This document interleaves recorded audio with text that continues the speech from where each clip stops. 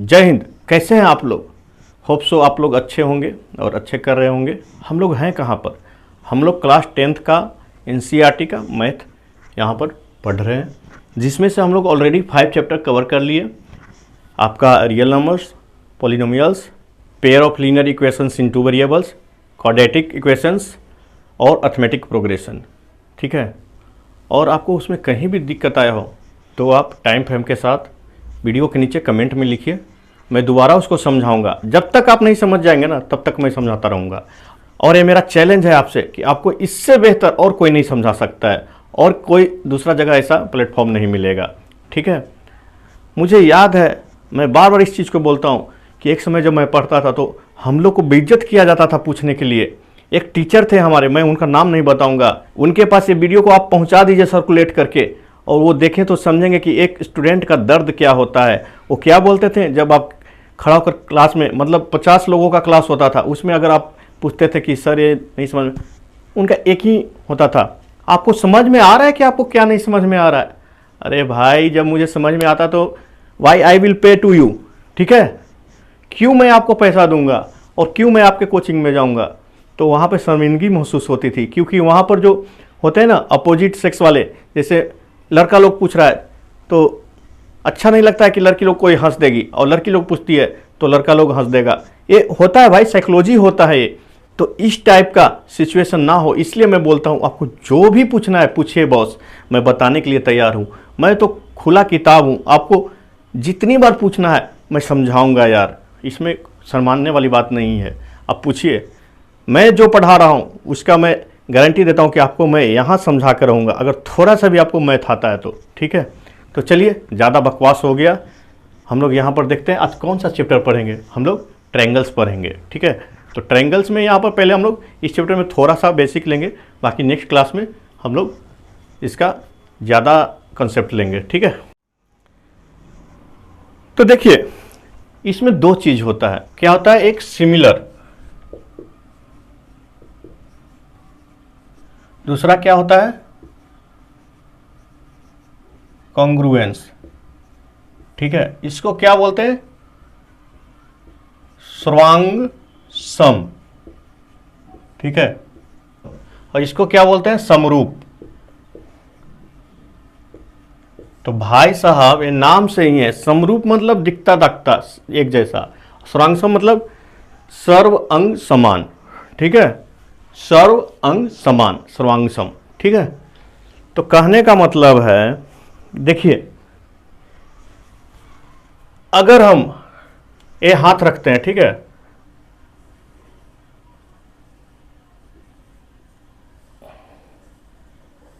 देखिए इसको ऐसे हमने यहां पर डायग्राम बना दिया। ठीक है, और एक ये हाथ रखते हैं, ठीक है, इसको भी मैंने बनाया यहां पर।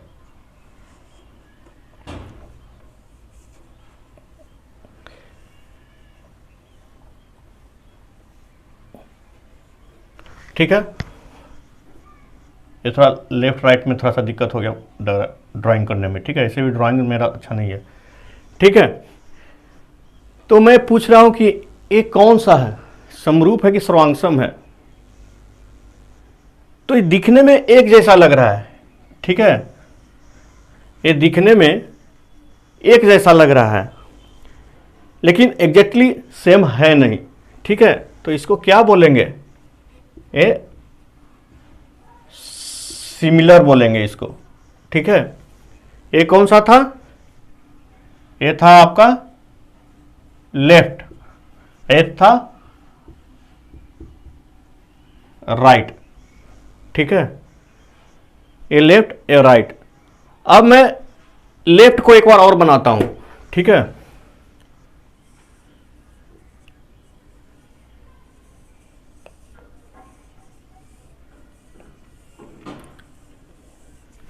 ठीक है, ये कौन सा है? लेफ्ट। और इसको हम लोग क्या करते हैं? सीजर से काट लेते हैं। ठीक है, चारों तरफ से इसको काट देते हैं, तो इसके ऊपर रखेंगे तो ओवरलैप करेगा। क्या करेगा?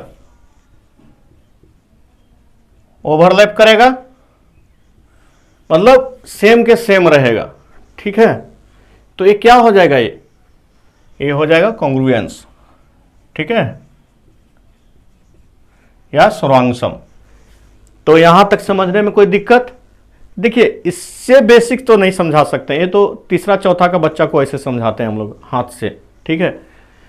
ये दोनों एक ही हाथ है, ठीक है। अगर इसको काट के ऐसे ऐसे ऐसे ऐसे कीजिएगा तो क्या हो जाएगा, ओवरलैप कर जाएगा एक दूसरे के ऊपर, ठीक है। तो ये हो गया कॉन्ग्रुएंस, सर्वांगसम।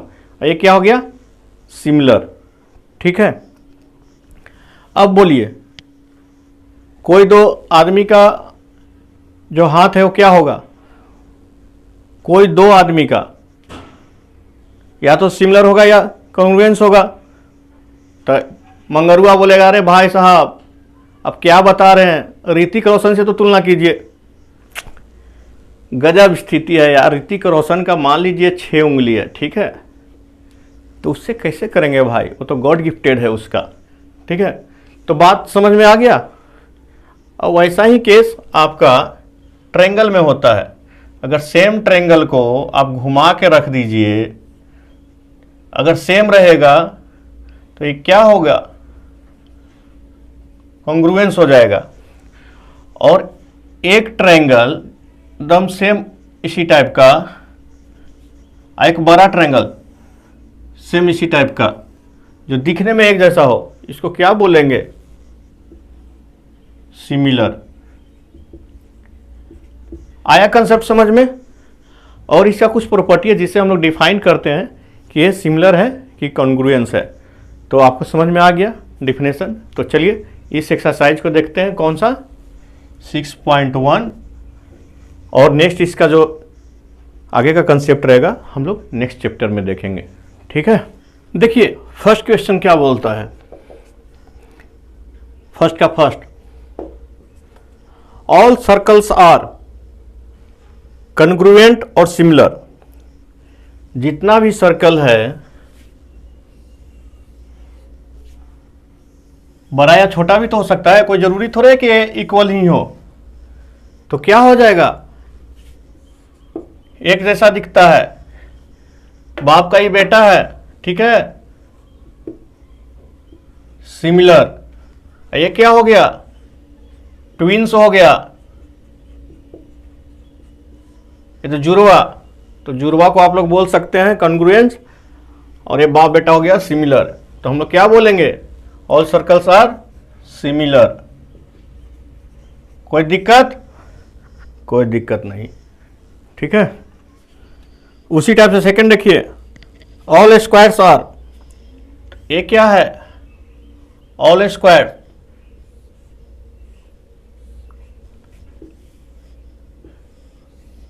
बड़ा भी हो सकता है, कोई जरूरी नहीं है कि बराबर हो, ठीक है। ये बड़ा भी हो सकता है ना, तो ये क्या हो जाएगा, सिमिलर। स्पेशल केस जहां ट्विंस होगा, ये बाप हो गया, ये ट्विंस हो गया, तो ये जाके कॉन्ग्रुएंस होगा, मतलब दोनों का साइड एक हो, ठीक है, तो हो जाएगा कॉन्ग्रुएंस। अदरवाइज ये बाप बेटा हो गया सिमिलर, ठीक है। कोई समझने में दिक्कत? कोई दिक्कत नहीं। थर्ड देखिए, ऑल ट्रायंगल्स आर सिमिलर। कौन सा ट्रायंगल है, आइसोसेलस, इक्विलेटरल। तो आइसोसेलस कैसे हो जाएगा भाई, ये कैसे होगा, नहीं होगा ना, इक्विलेटरल का ही तो होता है ना, सारा साइड सेम होता है, एंगल सेम होता है, ठीक है। ये भी 60 डिग्री होता है, ये भी 60 डिग्री होता है, ये भी 60 डिग्री होता है, ये भी सब 60 डिग्री होता है, ठीक है।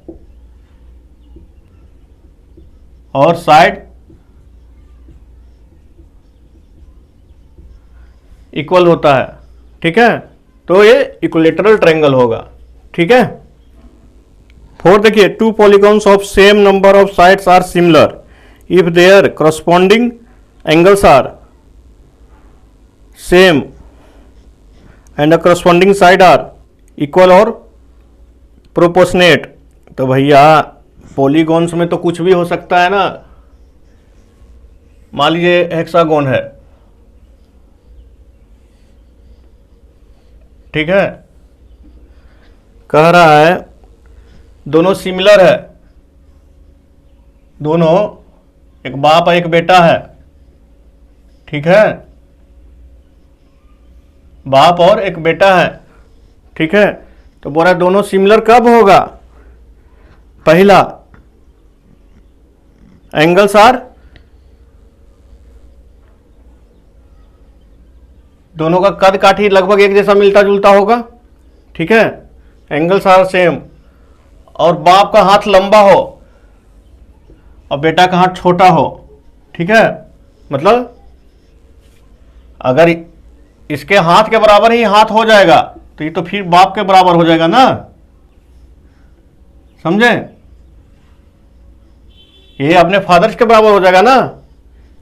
अगर दोनों का हैंड इक्वल हो,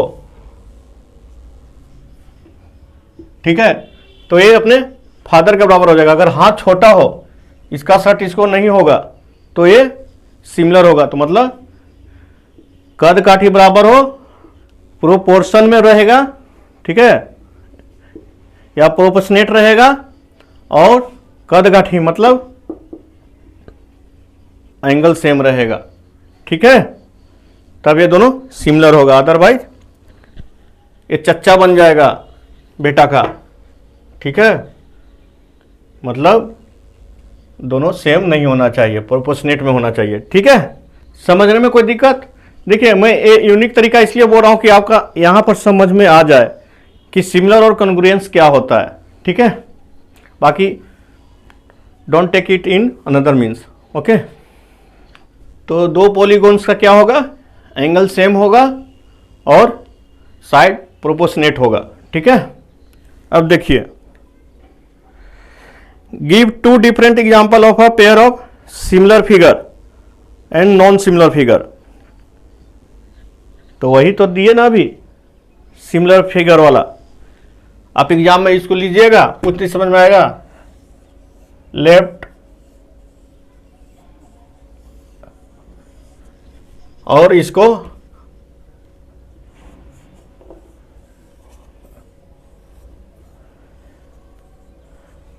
लीजिए, हो गया आपका। ये क्या हो गया? सिमिलर। ये हो गया आपका लेफ्ट हैंड, लेफ्ट पाम लिख दीजिए, हैंड तो पूरा आ जाएगा, ठीक है। ये क्या हो जाएगा? राइट, ठीक है। ये हो गया सिमिलर। और नॉन सिमिलर, नॉन सिमिलर में कुछ भी है, ये हाथ बनाया, दूसरा ये पूरा बना दीजिए, लीजिए।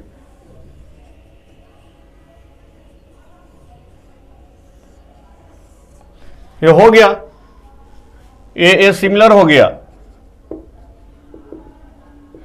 अब बोलिए सिमिलर कैसे होगा? इसको काट के इसके ऊपर रख दीजिए उलट के, तो सिमिलर हो जाएगा। ये होगा सिमिलर? नहीं होगा। ये क्या हो जाएगा? Non similar. कोई दिक्कत? यहां तक समझने में कोई दिक्कत? कोई दिक्कत नहीं। भाई साहब 10th क्लास में ये पूछ रहा है, क्या मजाक है? अरे कोई भी देख के बता सकता है यार सिमिलर और नॉन सिमिलर क्या होगा, ठीक है। एग्जाम में अगर आप ऐसे ड्रॉ कर दीजिएगा चलेगा, कोई दिक्कत नहीं है, ठीक है। तो ये हो गया आपका सिमिलर और ये नॉन सिमिलर। यहां पर जरूर लिख दीजिएगा कि लेफ्ट है कि राइट है। अगर आप लेफ्ट को ऐसे बना रहे हैं और फिर वापस ऐसे बना रहे हैं तो ये क्या हो जाएगा? सेम हो जाएगा, कॉन्ग्रुएंट हो जाएगा। इसलिए लेफ्ट राइट कंफ्यूजन ना हो, ठीक है। आया बात समझ में? या इसका एक एग्जांपल ये भी दे सकते हैं, सर्कल सिमिलर है और एक सर्कल और ट्रायंगल सिमिलर नहीं है, ठीक है। ये क्या हो गया? सिमिलर। या आपको डर लगता है कि एग्जाम में काट लेगा नंबर, ऐसे तो काटना नहीं है क्योंकि आपने कुछ गलत नहीं लिखा है, ठीक है। डर लगता है तो ये भी आप लिख सकते हैं, ठीक है, नॉन सिमिलर। अब देखिए,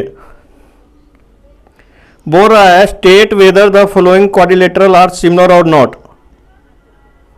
तो भैया दो क्वाड्रिलेटरल है थर्ड नंबर में, क्या है?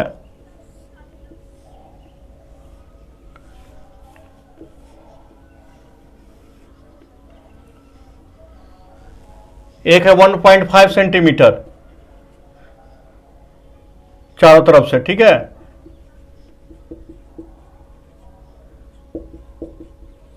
ये क्या है, 3 सेंटीमीटर।